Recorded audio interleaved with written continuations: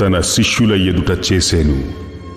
అవి ఈ గ్రంథమందు వ్రాయబడి ఉండలేదు గాని యేసు దేవుని కుమారుడైన క్రీస్తు అని మీరు నమ్మునట్లును, నమ్మిన ఆయన నామమందు జీవమును పొందునట్లును ఇవి వ్రాయబడెను. అటు తరువాత యేసు తిబెరియా సముద్ర తీరమున శిష్యులకు మరలా తన్ను ప్రత్యక్షపరచుకొనెను. ఆయన తన్ను ప్రత్యక్షపరచుకొనిన విధమేదనగా, సీమోను పేతురును, దిదుమా అనబడే తోమాయు, గలలయలోని కానా అను బూరిబాడగు నతనాయేలును, నేను చేపలు పట్టబోదును, జెబెదయి కుమారులను ఆయన శిష్యులలో మరి ఇద్దరును కూడా యుండిరి అని వారితో అనగా, వారు మేమును నీతో కూడా వచ్చెదము. వారు వెళ్లి దోణి ఎక్కిరి, కాని ఆ రాత్రి ఏమీయూ పట్టలేదు.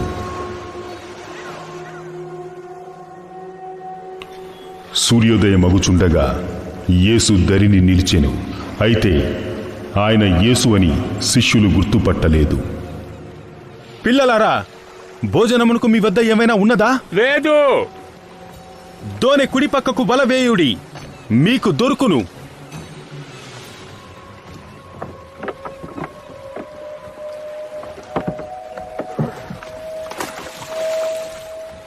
గనుక వారలాగు వేయగా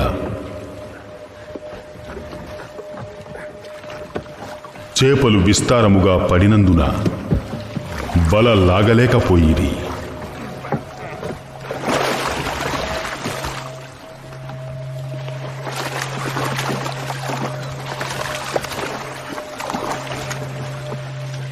కాబట్టి యేసు ప్రేమించిన శిష్యుడు, ఆయన ప్రభువు సుమి,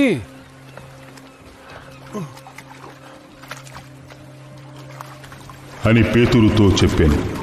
ఆయన ప్రభువని సీమోను పేతురు విని వస్త్రహీనుడయ్యున్నందున పైబట్ట వేసి సముద్రములో దుమికెను. దరి ఇంచుమించు 200 మూరల దూరమున్నందున తక్కిన శిష్యులు చేపలు వలలాగుచూ ఆ చిన్న దోణిలో వచ్చిరి. వారు దిగి దరికి రాగానే అక్కడ నిప్పులును, వాటి మీద ఉంచబడిన చేపలును, రొట్టెయు కనబడెను. మీరిప్పుడు పట్టిన చేపలలో కొన్ని తీసుకొని రండి. సీమోను పేతురు దోణి ఎక్కి వలను దరికి లాగెను. అది 153 గొప్ప చేపలతో నిండియుండెను. చేపలు అంత విస్తారముగా పడినను వల పిగలలేదు.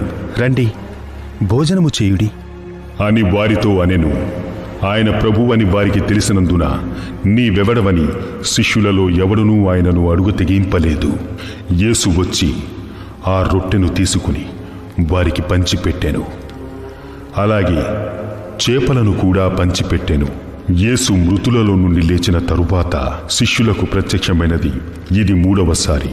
వారు భోజనము చేసిన తరువాత యేసు సీమోను పేతురును చూచి, యోహాను కుమారుడవైన సీమోను, వీరికంటే నీవు నన్ను ఎక్కువగా ప్రేమించుచున్నావా? అవును ప్రభువా, నేను నిన్ను ప్రేమించున్నాన్ని నీవే ఎరుగుదవు. నా గొర్రె పిల్లలను మేపుము. మరలా ఆయన 2వసారి అతనిని అడుగగా, యోహాను కుమారుడవైన సీమోను, నన్ను ప్రేమించుచున్నావా? అవును ప్రభువా, నేను నిన్ను ప్రేమించున్నాన్ని నీవే ఎరుగుదవు. నా గొర్రెలను కాయము. 3వసారి యోహాను కుమారుడవైన సీమోను, నన్ను ప్రేమించుచున్నావా?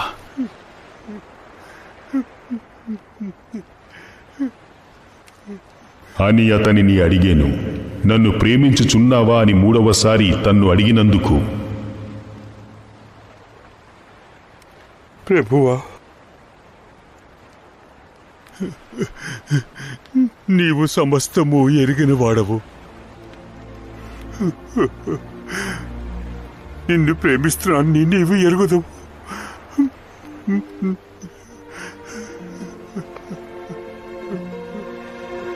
నా గొర్రెలను మేపుము.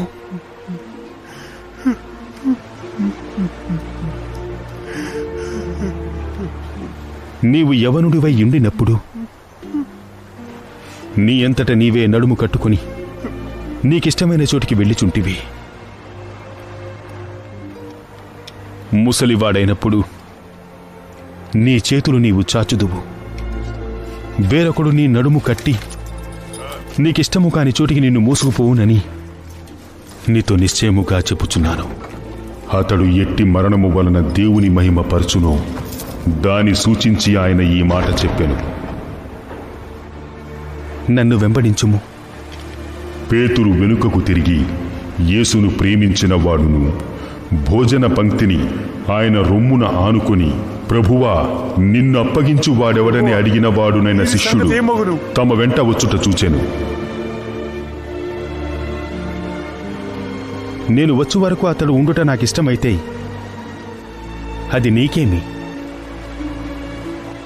నీవు నన్ను వెంబడించు. కాబట్టి ఆ శిష్యుడు చావడను మాటను సహోదరులలో ప్రచురమాయెను. అయితే చావడని యేసు అతనితో చెప్పలేదు గాని, నేను వచ్చు వరకు అతడునుతా, నీకిష్టమైతే అది నీకేమి? ఈ సంగతులను గురించి సాక్ష్యమిచ్చుచు ఇవి వ్రాసిన శిష్యుడు ఇతడే.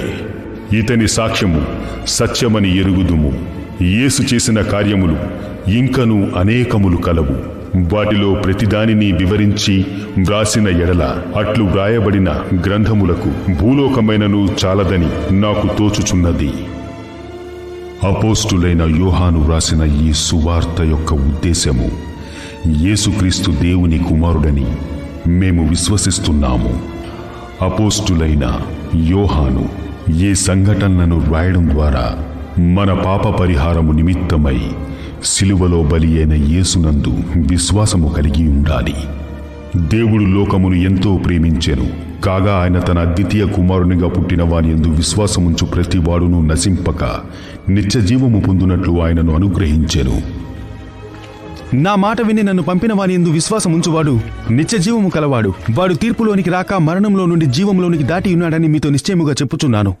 అద్వితీయ సత్యదేవుడైన నిన్ను పంపిన యేసుక్రీస్తును ఎరుగటయే నిత్య జీవము.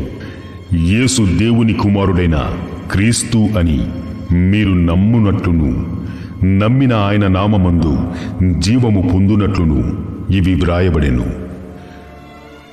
దీనికి 2 అర్థములు కలవు. ప్రప్రథముగా మనము యేసుక్రీస్తునొద్ద పవిత్రమైన దేవునికి వ్యతిరేకముగా పాపము చేసి ఉన్నామని ఒప్పుకోవడం, మరియు మన జీవితాలలో పొరపాట్లు అవి ఎంత చిన్నవైనా ఉన్నావని గ్రహించుకోవాలా. యేసుక్రీస్తు మనము పొందవలసిన శిలువ మరణమును తన మరణము ద్వారా సంపూర్ణమైన పాప పరిహారము చేసి ఉన్నదని గ్రహించడం, మరియు మనము ఈ విధముగా చేసిన వెంటనే దేవుడు మనకు నిత్య జీవితాన్ని ఉచితముగా అనుగ్రహిస్తాడు. ఏ సమయమందైనా అపోస్తులుడైన తోమా ఈ వాస్తవానికి ఏడుయారయ్యాడో ఆయన కేవలము ఇలా స్పందించాడు: నా ప్రభువా, నా దేవా. ఈ సమయములో మీరు దేవునితో సమాధానము కలిగి ఉండాలంటే మీరు ఈ అంగీకారము చేసుకొనవచ్చు.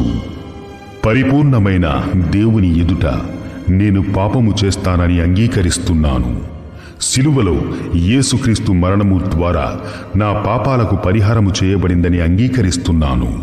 దేవుని ఎదుట పరిపూర్ణులుగా నిలుచుటకు, మరి అతని నిత్య జీవితము పొందుటకు యేసు చేసిన పరిహారము మీద ఆధారపడుతున్నాను. నా ప్రభువా, నా దేవా. అందుకు తోమా ఆయనతో, నా ప్రభువా, నా దేవా అనెను.